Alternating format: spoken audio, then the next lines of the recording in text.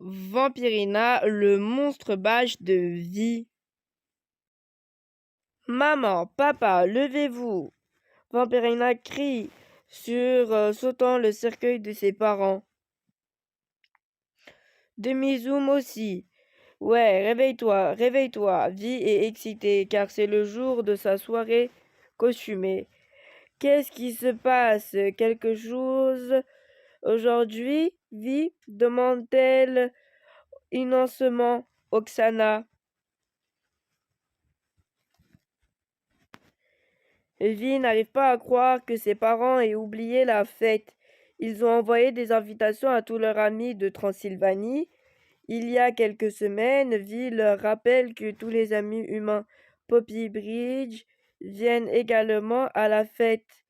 Eh bien, je suppose que c'est une bonne idée, que maman et moi sommes restés éveillés toute la nuit à décorer, le dit Boris avec un sourire.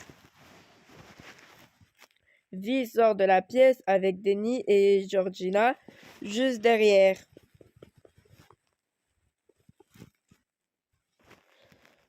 Quand Vi descend, elle est stupéfaite. Un brouillard effrayant remplit la salle. Araignées effrayantes volent dans l'air. Des chaudrons bouillonnants de potions et des balais enchantés dansent autour de la maison. C'est effrayant, s'exclama Vi. J'ai hâte que mes amis voient. Cela va être la meilleure fête costumée de tous les temps. Soudain, Vi s'arrête, réfléchit maintenant qu'ils vivent en Pennsylvanie. Et si leurs voisins humains aperçoivent leur ami monstre de Transylvanie et est effrayé, ne t'inquiète pas, dit Demi. Les humains penseront probablement que les monstres ne sont des humains déguisés en monstres pour votre soirée costumée. Vi espère que Denny a raison.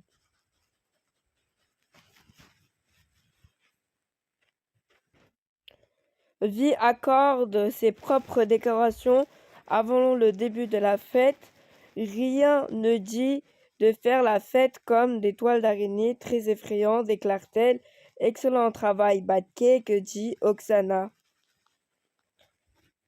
Rire. La sonnette des hôteliers retenus, leurs premiers invités, sont arrivés.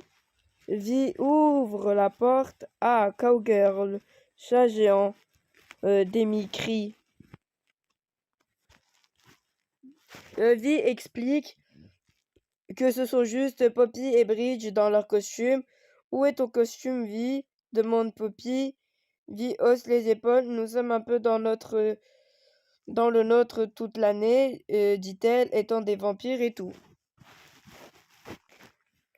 La sonnette de Vi retentit à nouveau. Nos invités monstres doivent être là. Et elle dit bientôt, la maison des Huntley est pleine de ghouls. Il y a des momies, des gobelins, des sorcières et même le groupe de Transylvanie préféré de Vi. Tu es venu jusqu'ici pour ma fête, Vi, Queen. Ça ne me manquerait pas, Frankenstein dit. Hic! La sonnette retentit à nouveau. Vi ouvre la porte en attendant d'autres invités monstres, mais à la place, elle trouve les voisins des Huntley, Edna, Edgar et Madame Meyer. Nous avons entendu parler de votre petite fête costumée, avons pensé que ce serait amusant d'y déposer, dit Edna. Vi panique, la maison entière est pleine de décorations enchantées et effrayantes. Je pense qu'organiser une fête monstre en Pennsylvanie était une mauvaise idée, dit-elle à ses parents. Il faut tout cacher. Boris cache les pierres têtes qui planent. Oksana recouvre les chaudrons bouillonnants. Et Vi coince les broomsticks qui dansent le conga. À ce moment-là, Vi voit Edna et Madame Meyer se mêler aux invités monstres. Edgar danse même avec une petite sorcière. Costume sympa, dit-il à la sorcière. Ils doivent penser que tous les monstres ne sont que des humains déguisés, dit Vi à son père et à sa mère soulagés. DJ Denny prend un micro, d'accord. vous tous, monstres, il est temps de mettre vos tentacules, vos pattes et vos griffes en l'air. Si vous ne vous en souciez pas, les humains et les monstres bougent ensemble comme de vieux amis.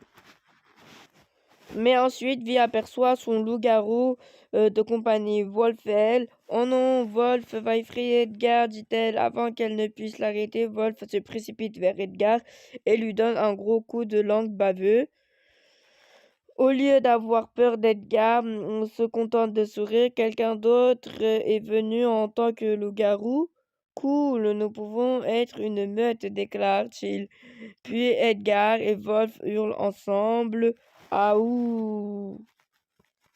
Hic! C'est encore la sonnette de Vampirina. Cette fois, c'est le docteur Paquette, le criténaire de Transylvanie. Vi est soulagé que ce ne soit pas un autre humain. J'espère que cela ne vous dérange pas, mais j'ai aussi amené Brocnar, dit le docteur Paquette. Brocnar?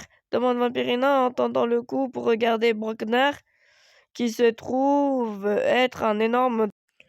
Oh non, il est impossible qu'aucun humain pense que c'est un costume, dit Vi, inquiet. Nous ne pouvons pas laisser tout le monde voir un véritable dragon cracheur de feu. Vi et ses amis doivent cacher Brocnar, mais où? Il essaie de cacher Brocnar dans le grenier, mais il est trop écrasé. Il cache Brocnar dans la chambre de Vi, mais la poussière le fait éternuer. À ce moment-là, Vi a une idée. Elle attrape une télécommande dans sa chambre. Elle colle une antenne sur la tête de Brocnar. Ensuite, il le faufile dans le jardin. Lorsque les invités sortent, Poppy est assis sur le dos de Brocnar.